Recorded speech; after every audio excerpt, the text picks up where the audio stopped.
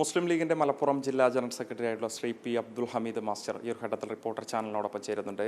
മുസ്ലിം ലീഗിൻ്റെ സ്ഥാനാർത്ഥി നിർണയം മുതൽ സമൂഹത്തിൻ്റെ വിവിധ കോണുകളിൽ നിന്ന് വലിയ പ്രശംസ ലീഗിന് ലഭിച്ചതാണ്. മന്ത്രിമാരെ തെരഞ്ഞെടുപ്പിലും അതുണ്ടായി. ഏറ്റവും ഒടുവിൽ ഈ പേഴ്സണൽ സ്റ്റാഫ് നിയമനത്തിലും മുസ്ലിം ലീഗ് ഒരു മാനദണ്ഡം കൊണ്ടുവന്നതിലും വലിയ കയ്യടി നേടുന്നുണ്ട്. പക്ഷേ ചില കോണുകളിൽ നിന്ന് പരാതിയും വരുന്നുണ്ട്.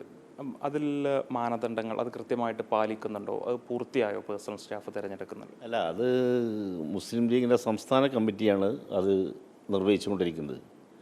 നമുക്ക് വലിയ റോളൊന്നും ആ വിഷയത്തിലില്ല. പിന്നെ ഒരു കാര്യം നിങ്ങൾക്കൊക്കെ അറിയാം, മുസ്ലിം ലീഗിൻ്റെ മന്ത്രിമാരിൽ എല്ലാം പ്രഗത്ഭന്മാരാണ്. പക്ഷേ പരിചയസമ്പന്നനായിട്ടുള്ള കുഞ്ഞാലിക്കുട്ടി സാഹിബ് മാത്രമേ ഉള്ളൂ. ബാക്കിയൊക്കെ പുതിയ മന്ത്രിമാരാണ്. പുതിയ മന്ത്രിമാരാകുമ്പോൾ നല്ല എഫിഷ്യൻ്റായിട്ടുള്ള സ്റ്റാഫ് വേണം, പരിചയസമ്പന്നരാവണം. അവർ പിന്നെ എല്ലാ തരത്തിലും ഇപ്പോൾ ഒരു മന്ത്രിയുടെ ഓഫീസിലേക്ക് കടന്നു ചെല്ലാൻ പ്രാഗൽഭ്യം നേടിയ ആൾക്കാരായിരിക്കണം സ്റ്റാഫ്. മന്ത്രിമാർ പുതിയ ആൾക്കാരാകുമ്പോൾ വളരെ നല്ല രീതിയിൽ എനർജറ്റിക്കായിട്ട് പ്രവർത്തിക്കുന്ന ഒരു നല്ല ജീവനക്കാരുടെ സംഘം ഓഫീസുകൾ ഉണ്ടായിരിക്കണമെന്ന് പാർട്ടിക്ക് നിർബന്ധമുണ്ട്. അതുകൊണ്ടാണ് പാർട്ടി നല്ല രീതിയിൽ അതിൻ്റെ പ്രോസസ്സ് ചെയ്തുകൊണ്ടിരിക്കുന്നത്. താങ്കളോട് ചോദിക്കാൻ കാരണം, മലപ്പുറം ജില്ലയിൽ നിന്നും തന്നെ ഏറ്റവും അധികം അപേക്ഷകൾ ഈ നിയമനത്തിന് വേണ്ടി വരുന്നുണ്ട് എന്ന രീതിയിലുള്ള പ്രചാരണമുണ്ട്. 1000-ന് മുകളിൽ അപേക്ഷകളാണ് ഈ പേഴ്സണൽ സ്റ്റാഫ് നിയമനവുമായി ബന്ധപ്പെട്ട് ലീഗിൻ്റെ വിവിധ കമ്മിറ്റികളിൽ നിന്ന് വന്നുകൊണ്ടിരിക്കുന്നത്. അപ്പോൾ എങ്ങനെയാണ് ഈ കമ്മിറ്റികളിൽ നിന്നൊക്കെ തന്നെ ഇതിന് പ്രാപ്തരായ ആളുകളെ തിരഞ്ഞെടുക്കുക? ജില്ലയിൽ നിന്ന് അങ്ങനെ ഒരു അപേക്ഷകളുടെ ഒരു പ്രളയം ഉണ്ടോ? അല്ല, അങ്ങനെയല്ല. അതിലൊക്കെ എന്ന് വെച്ചാൽ അഭ്യസ്തവിദ്യരായ ചെറുപ്പക്കാരുടെ ഒരു നീണ്ട നിര ഞങ്ങളുടെ കൂടെ ഉണ്ടല്ലോ. എല്ലാം പ്രഗത്ഭന്മാരും പ്രശസ്തരുമാണ്.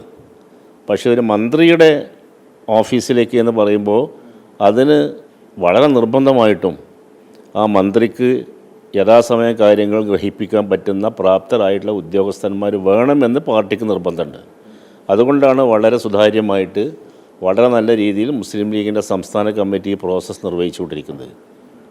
ജില്ലയിൽ നിന്ന് ഒരുപാട് അപേക്ഷകൾ വരുന്നത് ഒരു ബുദ്ധിമുട്ടുണ്ടാക്കുന്നുണ്ടോ? ജില്ലാ ചുമതലയുള്ള അപേക്ഷകൾ നമുക്ക് തരാമല്ലോ. അപേക്ഷകൾ ഇപ്പോൾ നമുക്ക് അറിയാലോ.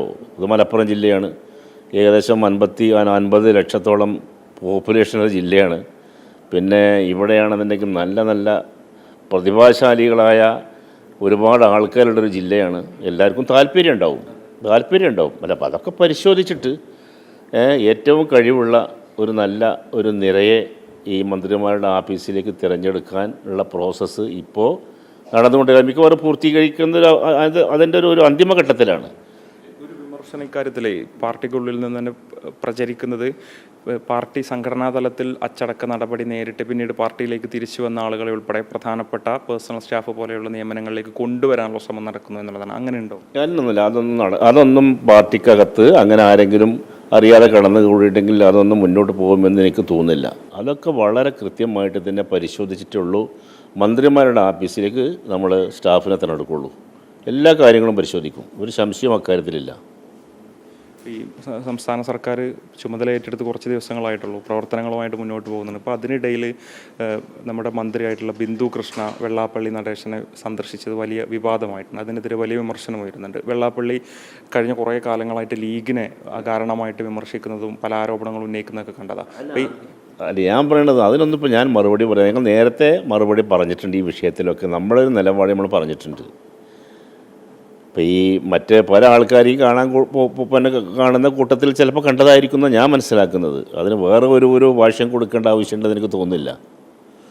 മന്ത്രിമാർ പലരെയും കാണും, ജനപ്രതിനിധികൾ പലരെയും കാണും, അവരെങ്ങോട്ട് വന്ന് കാണും. അതൊക്കെ സാധാരണ നടക്കുന്ന സംഭവവികാസങ്ങളാണ്. രാഷ്ട്രീയ താല്പര്യങ്ങളുണ്ട് എന്ന് ഞങ്ങൾക്ക് തോന്നുന്നില്ല. കാരണം ഞങ്ങൾ ഇവരൊക്കെ അറിയുന്ന ആൾക്കാരാണല്ലോ. കേരളീയ സമൂഹം ഇവരൊക്കെ വിലയിരുത്തപ്പെട്ട ആൾക്കാരാണ്. ഐക്യജനാധിപത്യ മുന്നണി സംവിധാനവുമായിട്ട് അവരുടെ ബന്ധം എത്രത്തോളം ഉണ്ടായിരുന്നു എന്നും ഞങ്ങൾക്കറിയാം. അപ്പോൾ അതൊക്കെ ആ തരത്തിൽ തന്നെ മുന്നോട്ട് പോവുള്ളൂ എന്നാണ് എൻ്റെ ഒരു ഉറച്ച വിശ്വാസം.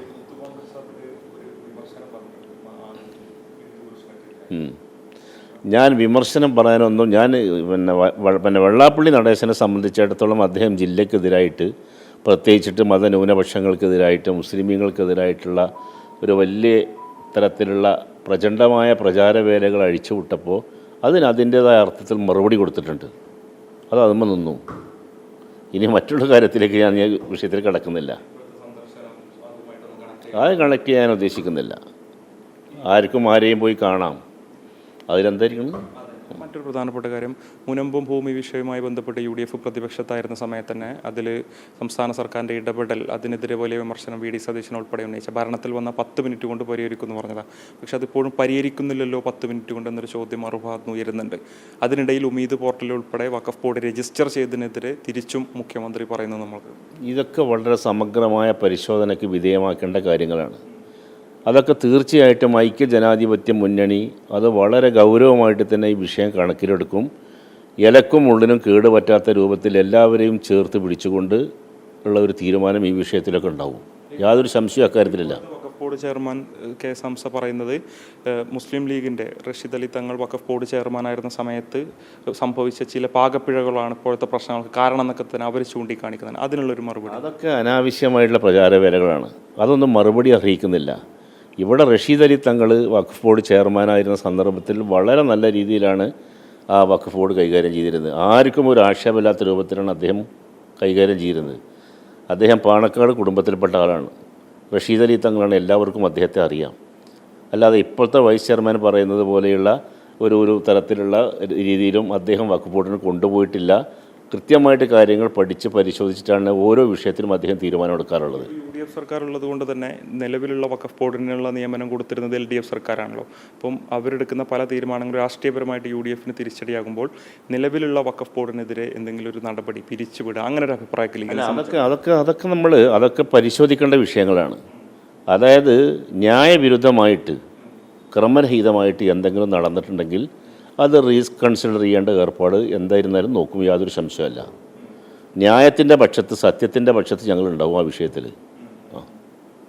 അല്ല, ഏതെങ്കിലും ഒരു കോണിലേക്കും രാഷ്ട്രീയ വിവേചനം വെച്ചുകൊണ്ടോ ആ തരത്തിൽ എന്തെങ്കിലും പ്രവർത്തനം നടത്തിയിട്ടുണ്ട് എന്നുണ്ടെങ്കിൽ തീർച്ചയായിട്ടും ആ കാര്യം പരിശോധനയ്ക്ക് വിധേയമാക്കേണ്ടതാണ്. തീർച്ചയായിട്ടും ഉണ്ട്.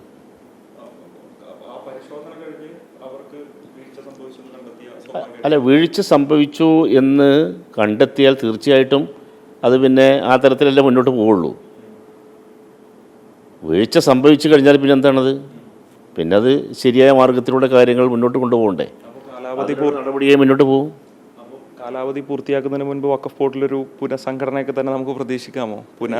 അതിപ്പോൾ അങ്ങനെ വയ്യല്ലോ. ഈ വഖഫ് ബോർഡിനെ സംബന്ധിച്ചിടത്തോളം ഒരു സ്റ്റാറ്റ്യൂട്ടറി ബോഡിയാണല്ലോ അത്. അതുമായി ബന്ധപ്പെട്ട കാര്യങ്ങളിൽ എന്ത് ചെയ്യാൻ സാധിക്കുമെന്നുള്ളത് സർക്കാർ പരിശോധിക്കും. അത്രേ ഉള്ളൂ. നിരവധി വിഷയങ്ങളിലാണ് വളരെ കൃത്യമായിട്ടുള്ള നിലപാട്, പ്രതികരണം ശ്രീ P. അബ്ദുൽ ഹമീദ് നമ്മളോട് നടത്തിയിട്ടുള്ളത്. ഉണ്ണി തുപൂരിനൊപ്പം മുബഷിർ P. അക്ബർ, മലപ്പുറം.